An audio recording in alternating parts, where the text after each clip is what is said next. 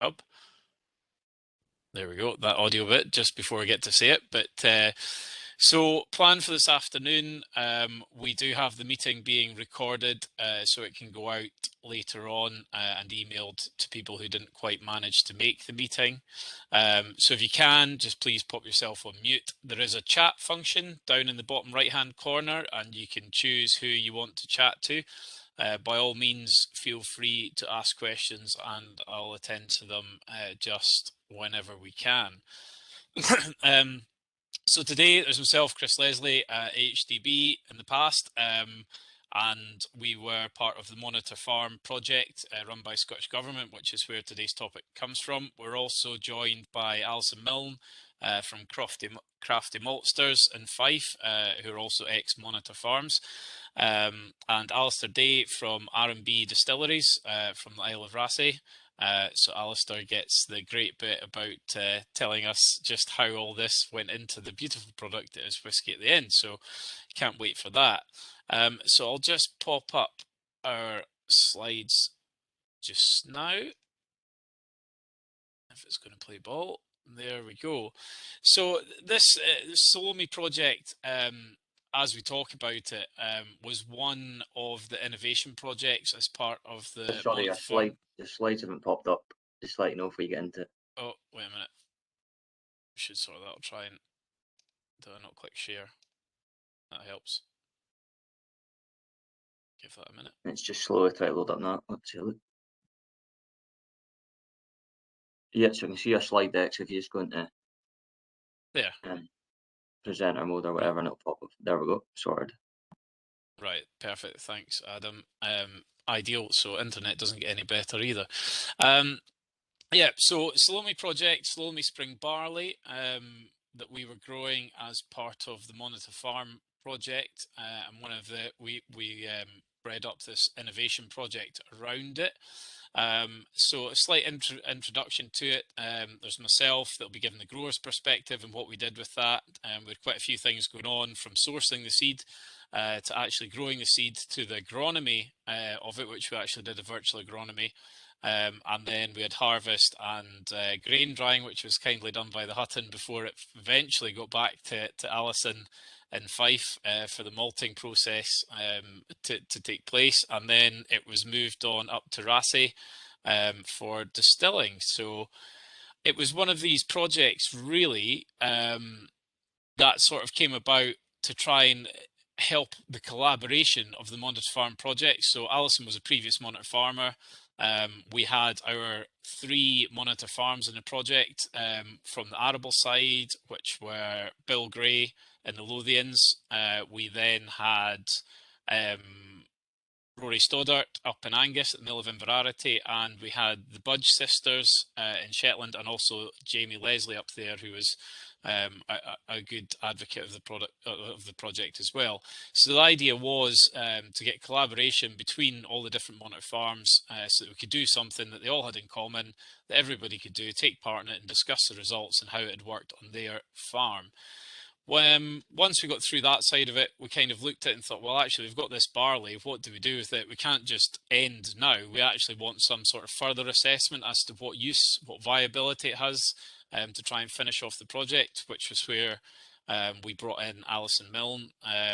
I think we'd worked on a few other projects at that stage, so we had a chat with Alison just to see what she could do with it, and she agreed to kindly malt it, as Crafty Maltsters were in their infancy, but up and running all the same. So I'll just hand to Alison at this slide. Thank you very much, Chris. Afternoon, everybody. It's a pleasure to be joining you today to tell you more about the Growing Flavour Salome project, and thank you very much to the International Barley Hub for the opportunity to do so. In my mind, the IBH is an incredible opportunity for Scotland, and one that the whole supply chain really needs to grasp with both hands. We, as Crafty Maltsters, certainly intend to do so. As Chris said, I'm Alison Milne. I'm co-founder, along with my husband, of Crafty Maltsters and partner in our family farming enterprise. I just wanted to give a bit of a background to Crafty Maltsters and our journey, and a little bit of an introduction into how the project came about, which Chris has already given you a bit of. Crafty Maltsters is currently, as far as we know, one of only 2 small-scale farming-based malting businesses in the UK. We began production in 2019 after some years of research, quite a lot of head scratching and a few tears along the way, although I'm sure they're not quite finished yet. The system came across from Zanin in Italy after we tried very hard to source something that was UK based, but as I'm sure you all know, small scale malting is in its infancy and equipment not that easy to come by. It's a 4-ton batch system with separate steep and combined germinating kilning vessel. The barley that we use is predominantly our own homegrown variety, which is Laureate, and we also have a smaller heritage collection of barleys, which we have been building up over the last 4 years with quite a lot of help from the team at the James Hutton Institute. When we began the business, we did so with a fundamental belief that the farmer, the land, and the barley that they grow together hold significant opportunity and potential for the brewing and distilling industry.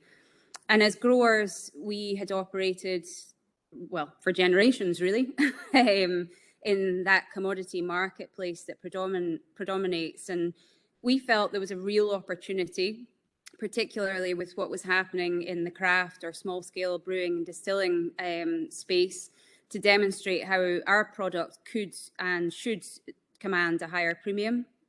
It was with that in mind that we established relationships with the James Hutton and others, recognising that only by working with the world-class research and development institutes that we've got in the UK will we be able to unlock that potential. We have and always will keep our eyes open for other opportunities, be that working with other farmers who've got a route to market for their own barley, or our brewing and distilling customers who have new ideas for how we can collaborate in the supply chain. There's 4 main themes that we really work towards. Flavour. We grow flavour. We don't just grow barley, wheat and oats. We really feel that we're part of that flavour journey. And whilst yield will always be a priority, perhaps there's room to shift the balance between that and the flavour that different barley varieties can offer us. And only by working with the rest of the supply chain are we going to be able to uncover that as a possibility. Provenance. Local beers and spirits deserve local ingredients, and clearly there's increased consumer demand for that, and a very clear sustainability angle for us to work towards. Collaboration, Chris has already mentioned it several times. Basically, our goal is to bring together great people and great produce and go back to that more traditional relationship that we had in the supply chain, where the farmer, the maltster, brewer and distiller would understand and respect the needs of each other and work together to spot those new opportunities. And innovation, sustainable innovation is a huge part of what we're doing, and bringing new supply chain models to the fore, with sustainability being a core element. So it was with those 4 themes in mind and a bit of a chance encounter on Twitter that the Growing Flavour project came about. I happened to, well, as Chris said, we were former monitor farmers. I know Chris, we chat quite a lot, but I'd also seen a tweet that Jamie Leslie had put out about growing the Salome variety. And in the back of my mind, recalled conversations that I had also been having with Alistair at Rassie about their desire to find varieties that were suitable for more remote areas of Scotland. And coincidentally, had also been speaking to a small-scale maltster in Norway who was predominantly using the variety of Salome for his malting purposes. So the stars kind of started to align, and Chris and I had that chat about what the possibilities might be.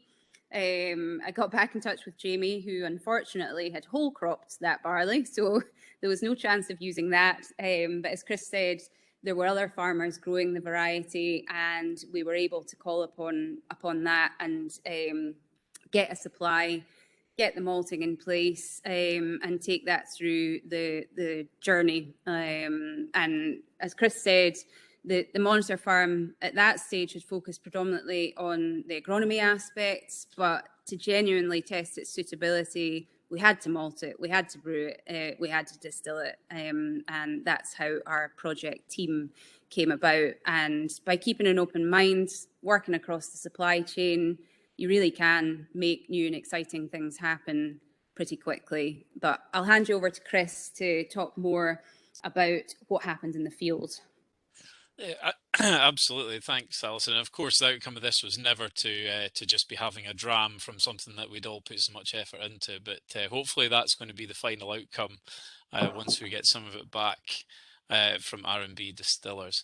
Okay, so from the growers' perspective, we had Salome, which was suggested to us after a monitor farm trip to Scandinavia. The guys came back after seeing the crop trials over there, and Salome had been one of the top yielders. It's a Saturn Union variety, and we actually brought the seed in from Sweden, which took a bit of organisation from Scandinavian Seeds. We dealt with them quite a bit. So we brought the seed in, we had it dressed at Dodds of Haddington just to make sure that it was clean enough, and off we went. We distributed it. I think each person got a tonne of seed up to Shetland. So there's 2 tonne up to Shetland, a tonne to the Millvin variety, and a tonne here in East Lothian with Bill Gray for drilling. We were a little bit later. It was into April by the time we got it growing. But we thought this was a fantastic way of bringing everybody together with one focus in mind for it. So we had the 4 farms, 3 locations, Monitor Farm project, which is funded by Scottish Government. This is all on the Monitor Farm Hub website. There's a vast amount of information there that was done in the project. So please do go onto the website and have a look at it. All this is downloadable. Alison and ourselves did a report there that's on the hub, so it can be read about up until the point where we've now gone a little bit further now. So this is sort of the next step. So again, we had the comparatives with it. Concerto and Laureate were really growing at all the sites. So that was chosen in the split field trial design to be grown 50-50 in the field to see how it would go. And as Alison has said, the flavour of the Salome had actually been one of the key objectives to it. So after drilling it, we did notice that Salome was up and at us a hell of a lot quicker than Concerto or Laureate was. So that was the first noticeable thing.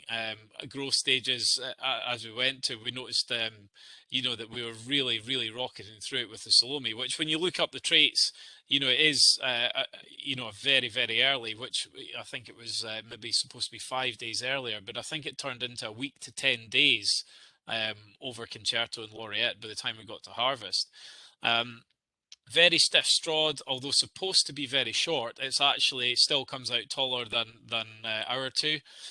So as we went through, we had 2 agronomy sessions which were done live in the field, which you know, that was in its infancy of all this technology. We're all in the way of Zoom calls now, but I can tell you back then, 3 years ago, we definitely were not up to speed with that. So we're stood there with an iPad and hotspots and microphones and wind. Welcome to Scotland. Of course, Bill Gray was on holiday, so he had his feet up on the table.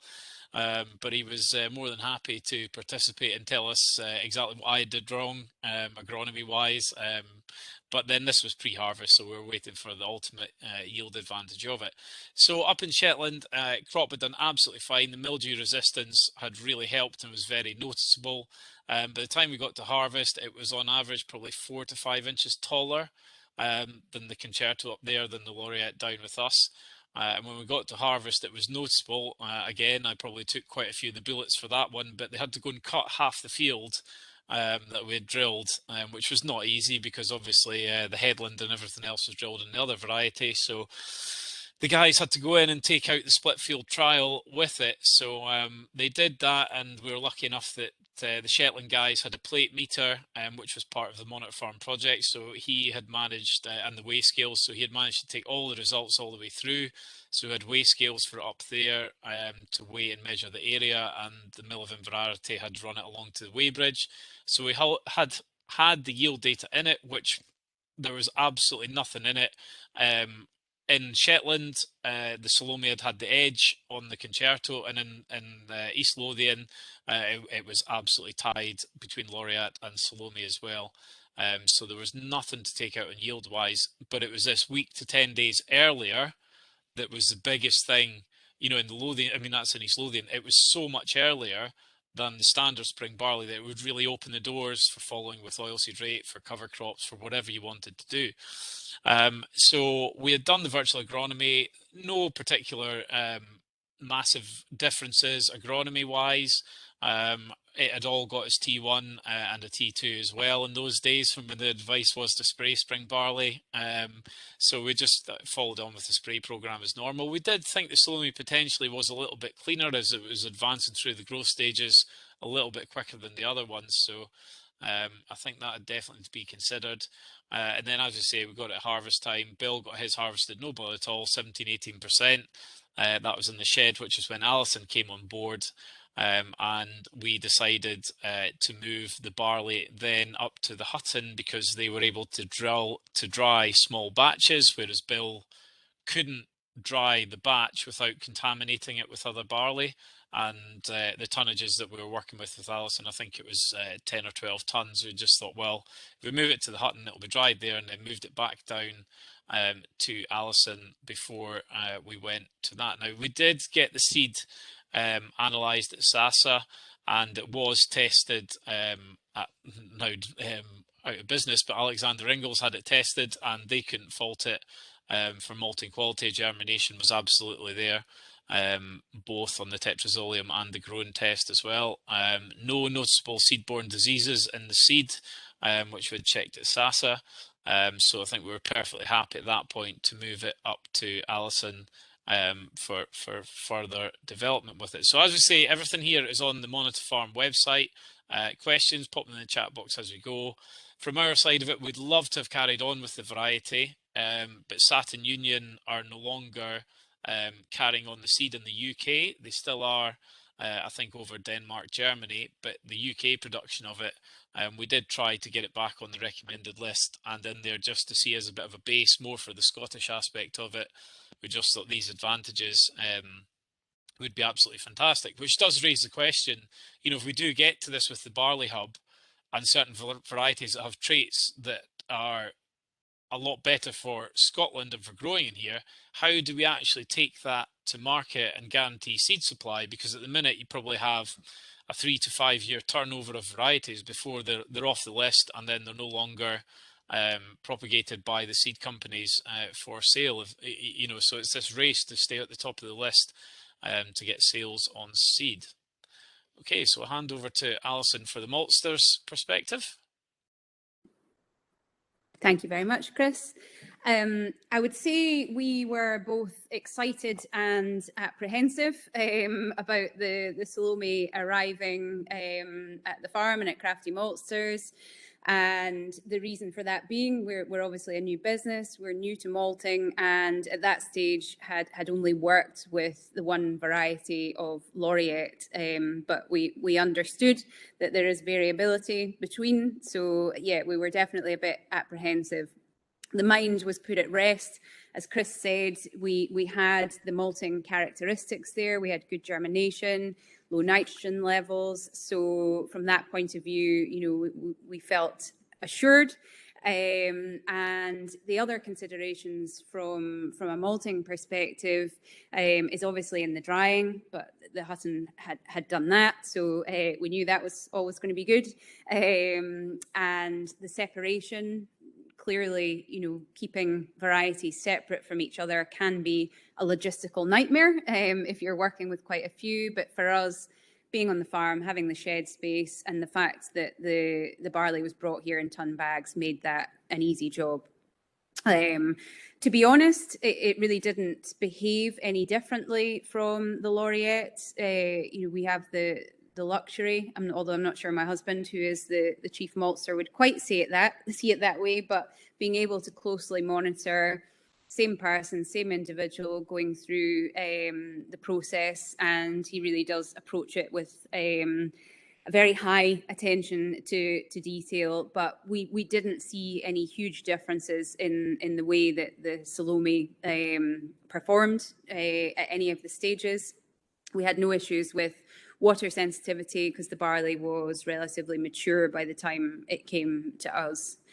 In terms of the final analysis, which is, I think, should be on the next slide, Chris.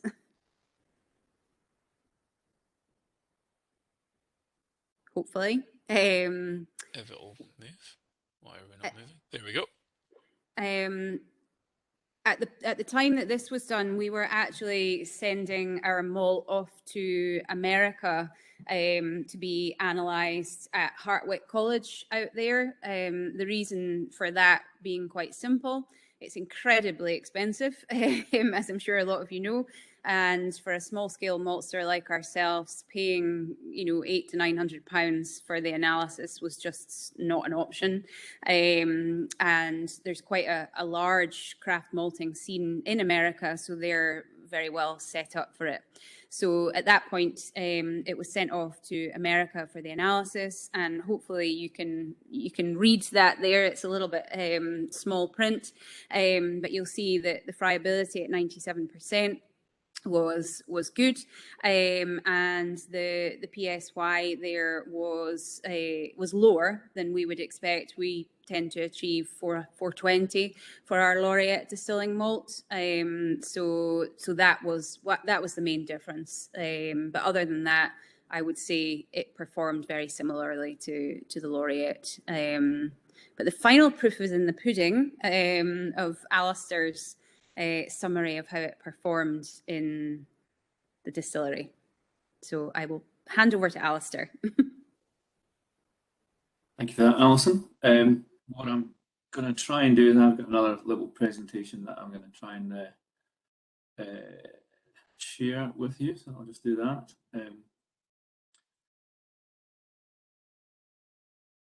Perfect. Thanks. As you say, there is the chat function in the bottom right. If anyone does have any questions, feel free to pop them in there and we'll get them answered.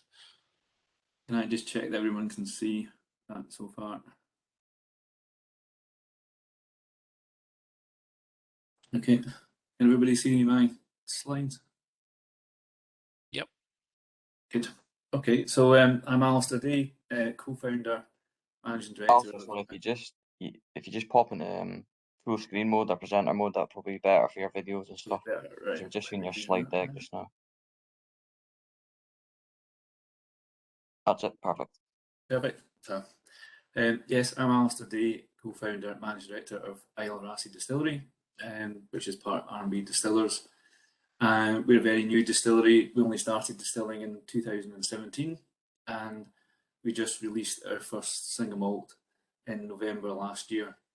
And one of the things we were really interested in, and are really interested in, at the distillery is flavour, and therefore all of the elements that make up the flavour in a Scotch whisky. So just running behind me, this is our mash tun. So the little video there started with our mill. So barley came in, we milled it. The milling's the first thing we have to get right, and then the mashing itself. So getting the milling and the mashing right, I mean, we've got to set the mill for each variety. The mashing, obviously, the temperatures and the strike point, really important for being able to extract initially the amylase, and then obviously all of the starches and sugar. And then these are our stills. You can just see out the window there the views that we have of the Isle of Skye. So Rassay's just off the east coast of Skye, short 25-minute ferry, and of course all of everything that we use in Ireland has to come over on that ferry, including the Salome barley. So we distilled and filled the casks on the 12th and 14th, between the 12th and 14th of July this year. Very pleased to say we now have a spirit maturing in our cask made from the Salome. So for us, when we tasted that new make spirit, there definitely is a difference, and I would say a beneficial difference from the variety compared to our normal varieties, which again would be laureates that we're using at the minute. And in terms of how that worked, so we had, first issue we had was how we were going to get the 5.5 tons of malted Salome into our process. So as you can see, we've got a 30-ton silo. We normally have 28-ton delivery in. So you can probably just see the bottom of the silo there.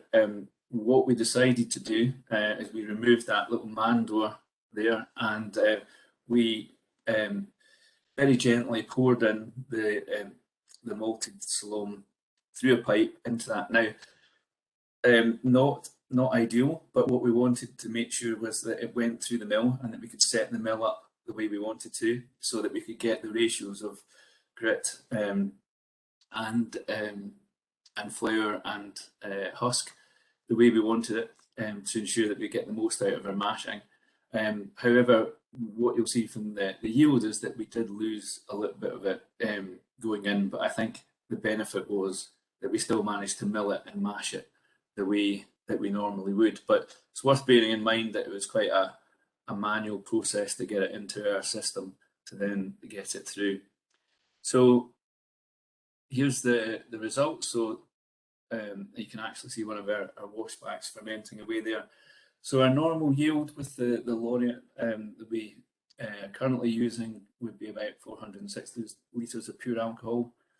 A tonne, as Alison said, the PSY was 403, and our actual yield was 390 LPA. And I think you just got to take into a little bit of consideration there that that's not necessarily all down to the alcohol yield, just the fact that we actually would have lost some of the barley going through the system. That gave us a total of 2,052 litres of alcohol. We probably should put it into context with other things that we've done. So in 2017, 2018, 2019, we grew barley on Rassy, which is a challenge in itself, and we were looking at different varieties that would ripen on Rassy. And for those 3 harvests, we have made spirit from, and the Salome was significantly higher than the barley that we grew on Rassy. So as I say, just need to put that into context. We were probably down at sort of 360, 370 litres of alcohol from the Rassy barley itself. So what that meant was that we were able to fill 17 casks with the spirit from the Salome, and that in the future will hopefully give us about 5,000 bottles of single malt. And as I say, tasting the new make spirit, you can certainly taste the difference between the Salome and the laureate that we would normally use. Just the same way that when we grew the barley on Rassy, the flavour was completely different as well. So really, really interesting for us. It's all about flavour. We would certainly want to continue using Salome. In fact, we're actually working with a farm up in on Chappensea in the Orkney Islands who have actually grown some Salome for us this year. So very interested again to see how that goes through the system and the spirit that produces. But definitely, I would say there's a flavour benefit there. Potentially a slight difference in yield, as I've said, but for us, certainly the flavour's what it's all about. So happy to answer any questions on that, either specifically about Rassy or obviously the project, and hopefully at some point in the future, certainly in 3 years' time, we'll certainly be keen to share the our Isle of Rassy whisky made with the Salome barley.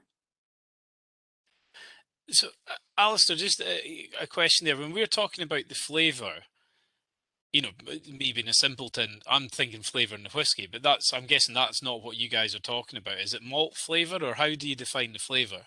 So the flavour initially, we can only obviously gauge the flavour of the new make spirit that we make. So we're continually looking at the spirit that we produce, nosing that, doing the analysis on it, and it's at that point. So now we can say that the spirit that we made, and it's that new make spirit. So it's obviously a clear spirit at that point, comes off the stills at 70%. We reduce it down to 63.5 to fill the casks, and sampling at 63.5, you can definitely taste the difference between. And it's more of a, it's difficult to put it into words, but there's more of a richness to it, more of a rounded flavour. So it's not really, if it's not any more fainty or less fainty or anything like that. It's just about the spirit character. And again, every distillery is different, but our new make spirit is slightly sweet, and it has, we're trying to build up the dark fruit flavours. I probably should have said we have fairly long fermentations. Our fermentations are between 3 and 5 days, so we do 4 short fermentations. Short for us is 3 days, and 6 long fermentations a week, so that's 118 hours, just short of 5 days. And the reason we do that is to build up this kind of black fruit characteristic. So the Salome still has all of that. It still has the sweetness and the dark fruit, but it just seems to give a bit more, for me anyway, a bit more richness. And then the next step is how that spirit interacts with the oak. So it's going to be in the oak casks for 3 years. And we use a number of different oak casks. We use, for our main recipe, we use ex-Woodford Reserve rye casks. We use Chickabin oak, Quercus Muhlenbergi, which is North American white oak, but different from Quercus alba. It's much softer. Again, using that word, richer, kind of more of the dark fruits. And then we use Bordeaux red wine. So all of the Salome spirit went into the rye casks. So we wanted to use that as the bulk of the cask that we use, and will give us a direct comparison. So it's just one less variable when we get to 3 years in its whiskey. So we were just conscious of that, filling, if you like, trying to keep the oak as a control rather than a variable when we look at maturation in a few years' time. So how does this then go through your process? Because I'm just guessing at the minute that that's a batch.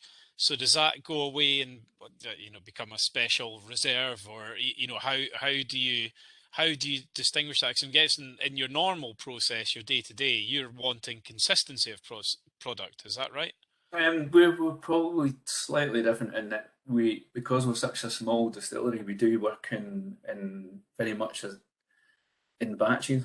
So our Isle of Rassay single malt, if you like, our signature single malt that we're producing was the first release of that was May this year. So it's Isle of Rassay Hebridean single malt.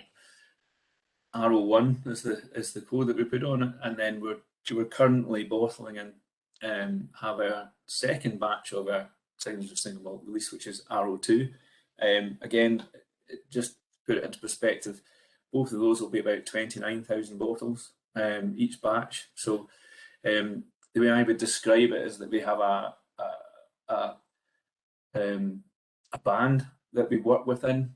So each of the releases work within that flavour banding, but they will be a little bit more of each other. So the difference between the two is just we use more peated casks, because we make peated and unpeated spirit, mature it separately, and then vat it back together to get a lightly peated single malt. So we use 6 different cask types effectively. So three different wood types. So that is all vatted together.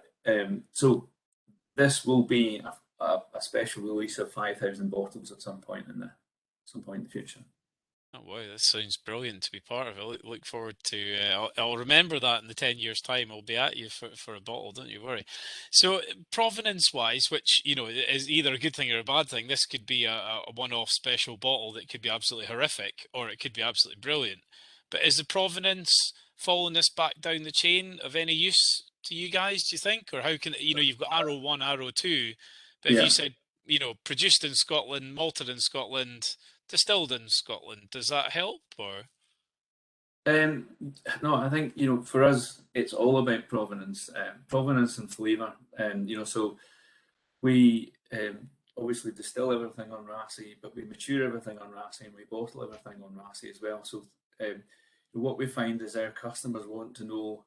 They want to know as much about the whiskey as that we can possibly tell them. So everything down. Some people even want to know the cut points off the still. So being able to say, the farm where it was grown, the variety, the fact that when it was when the casks were filled, the bottling date, the fact that it's all done on Rassy, and to the point where we use the same water. So we have a well on site. We use that water for all of the process, including cooling, but we also use that for cask reduction, and we use it for bottling reduction as well. So that water is all the way through, and it being on an island, as I say, everything's got to come in a ferry, so it actually makes sense not to send anything off the island till we know we've sold it. So that's another reason for doing everything on Rassy. But I think you can't overstate the provenance, and particularly if you've got an element like the variety of barley that actually makes a difference to the flavour. So, what we can say now is that there's a beneficial flavour to the new make spirit. What we can't say yet is how that's going to develop in the oak. So I think that will be interesting to see, because obviously the wood, the oak the casks that we're using at the minute are very much for our geared to work and enhance the spirit that we make. So it'll be interesting to see how the Salome develops. Fantastic. I mean, it's something that we've been trying to do, with Shivers Brothers as well, is to try. They want to get closer to the grower groups, and I suppose what we've got here is, literally, I can point you to the field that 5,000 bottles of whiskey came from with the barley, and we can take it back. It was dried at the Hutton Institute slowly in boxes, and then it was malted here and all the way back up, which is great if we can have some way of differentiating that in the label. But I suppose from the grower perspective, back to it, do you think there's an inevitable trade-off between flavour and spirit yield? And how does that come back down to the price paid on the farm? If there is, if someone's going to do something differently, there has to be a cost come back to it, which this was all funded by the Monarch Farm, as we say. But is there an edge to this as opposed to just Laureate, Concerto, wherever we go?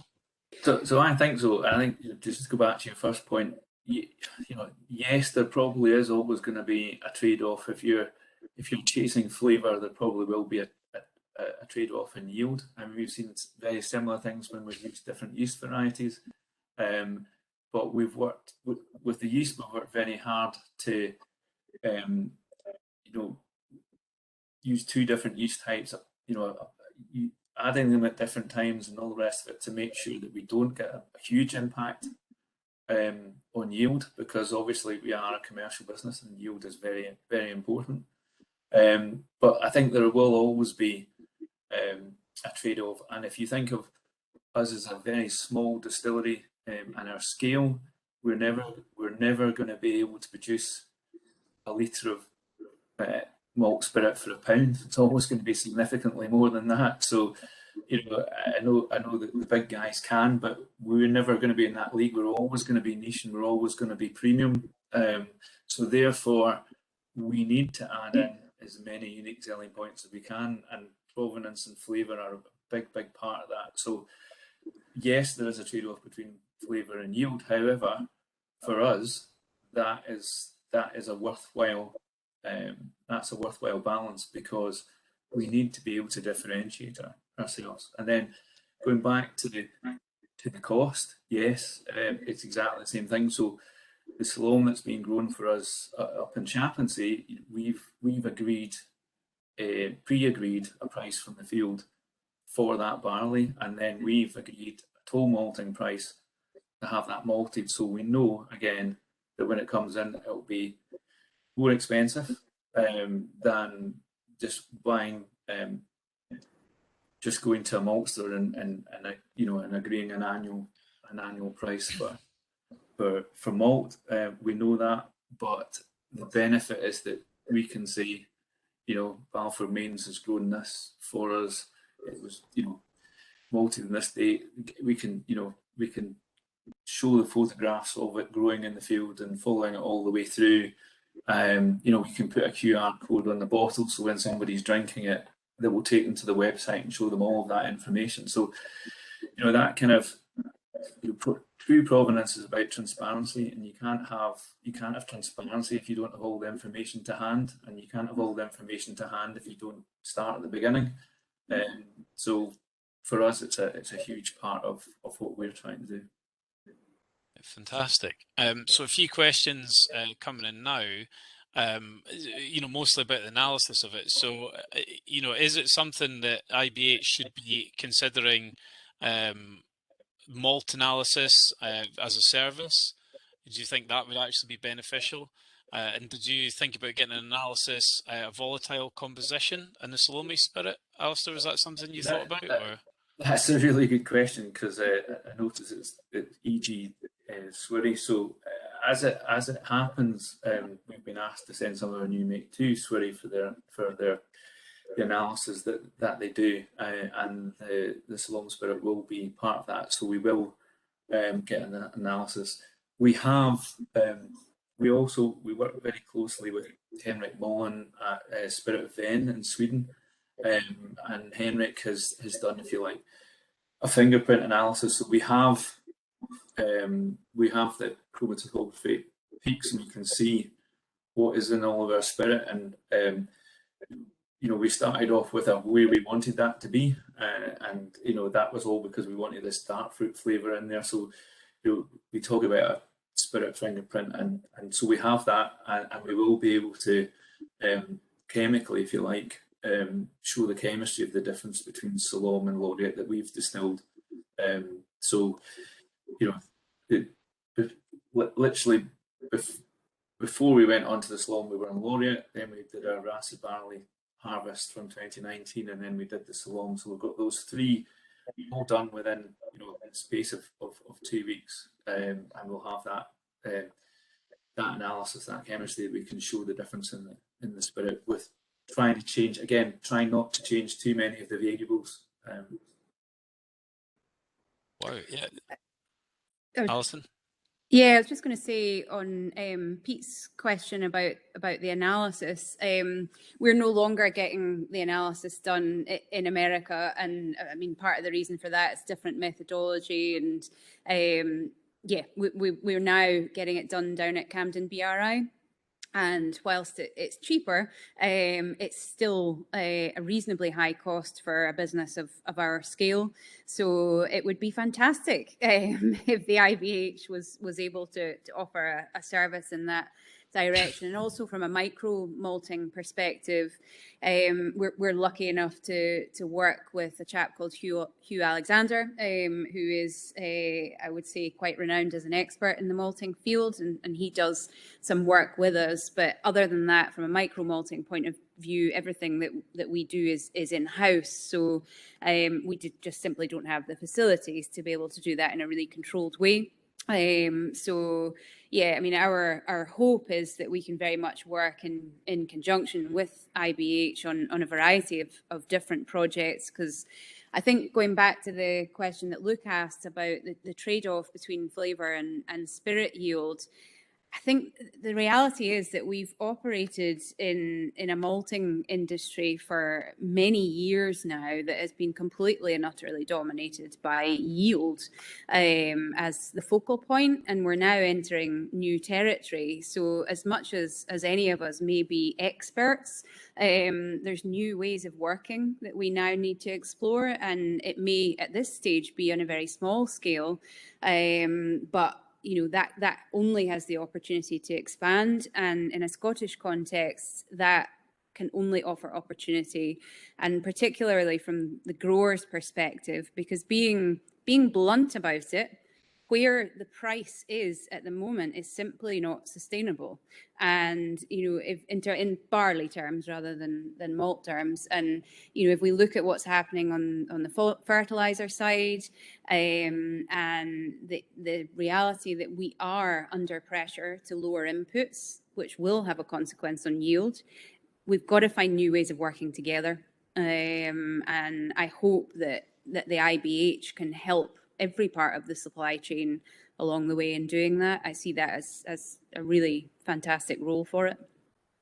I think that's a very valid point, and quite a few questions there, and you know, James Brosnan especially there, that we understand, you know, the recommended list trials and its merits, and its foes as well, that, you know, it's a very commercial list, a commercial look at varieties, whereas what we're doing here is more looking at flavour, and actually should flavour and speaking with the end user actually translate back through the IBH. Maybe there is something here that actually flavour is more important as a trait rather than agronomic traits as to resistance to mildew, Ramularia, Rhynchospora. Maybe we could park that for a bit, because actually how we grow it can influence that quite a bit as well as seed stock, and actually focus on what the distillers want, which if it is flavours, and we do have an edge with these varieties, do we need trials? I don't know. Maybe the trial process is a bit that's potentially not needed. It's this flavour, spirit yield, and the characteristics that go along with that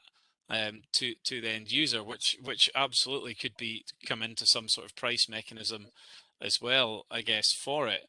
But as we say, I mean, you know, recommended list is a very commercial system, if you like, without trying to be too negative on it, of looking at varieties, which is then to be sold to growers to grow, which is really, we've gone a step beyond that. Now we've got Alistair here, that we're actually looking back going, well, actually we're malting this, and here's the yield, the spirit yield and the flavour. So maybe the spirit yield and flavour is more what we should focus on, being filtered back down through the International Barley Hub back to growers.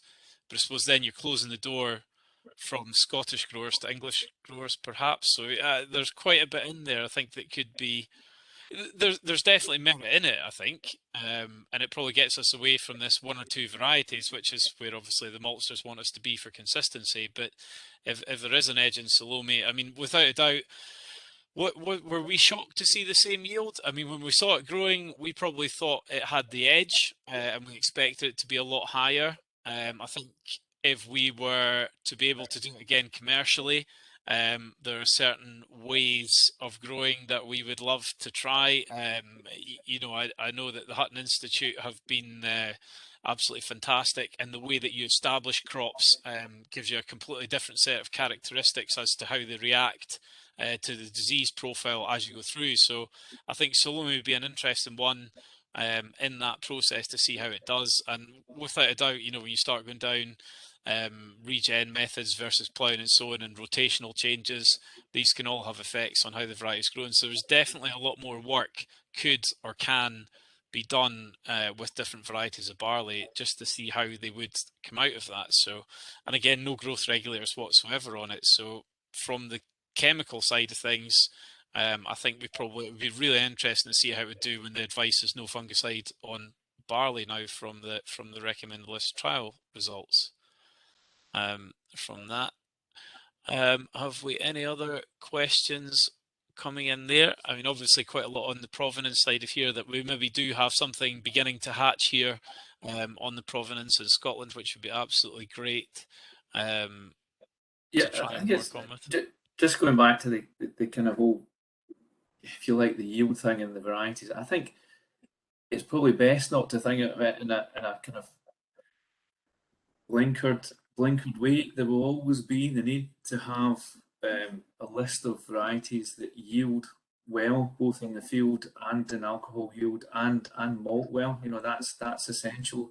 You know, particularly Scotch whisky industry is a very, very big industry, and there will always be that need for the bigger, more mature companies to know that they can rely on that. But I think if you look at the last few years and some of the distilleries like ourselves on Rassy, you know, there is a more of a move to premiumisation. So, you know, probably over 80% of all the whisky sold in the world is blended Scotch whisky. So malt whisky is still, if you like, believe it or not, in its infancy. And then you've got new distilleries like us that need to have a point of difference. So I think it's almost like you need at least two different approaches, where you have the provenance, you have the flavour, and you have the varieties that deliver that.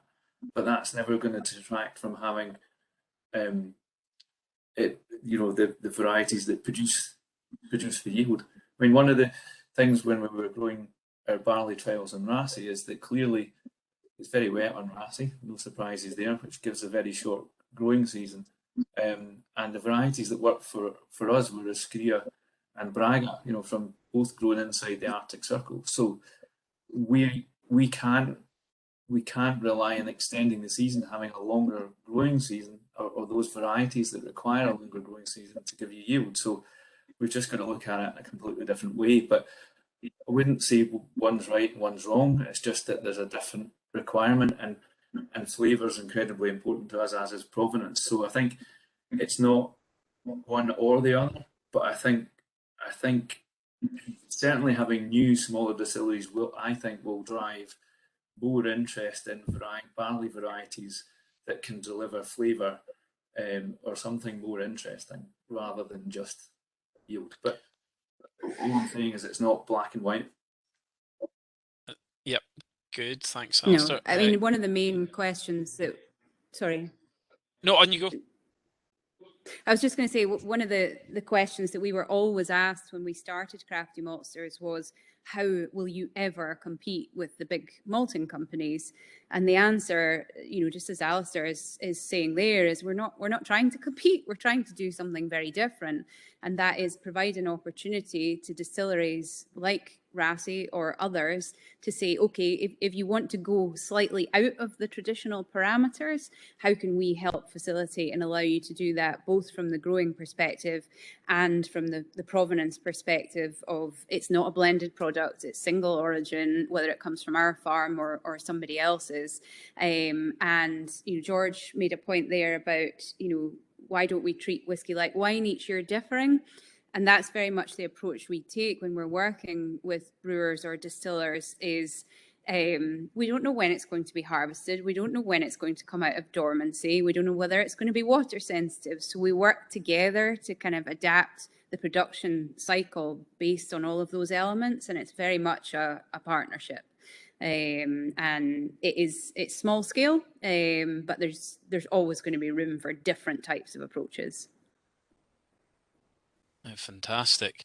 Well, look, thanks very much to everyone for joining us today. It's been a fantastic session, and thanks to Donna as well for giving us a chance for Alison and myself and Alistair there to actually talk about the Salome and the project. As we say, you know, the Monitor Farm Hub has a huge amount of information there on it. So if you do need any more, it's definitely there within the Scottish Government project. Donna's popped the link on for the next IBH seminar for next month. So if you want to come back in that, feel free to click that and log into it. But thanks very much, everyone, for joining us. It's been fantastic, our session there, and I hope you have a good rest of your day. Okay, thanks. Thank you.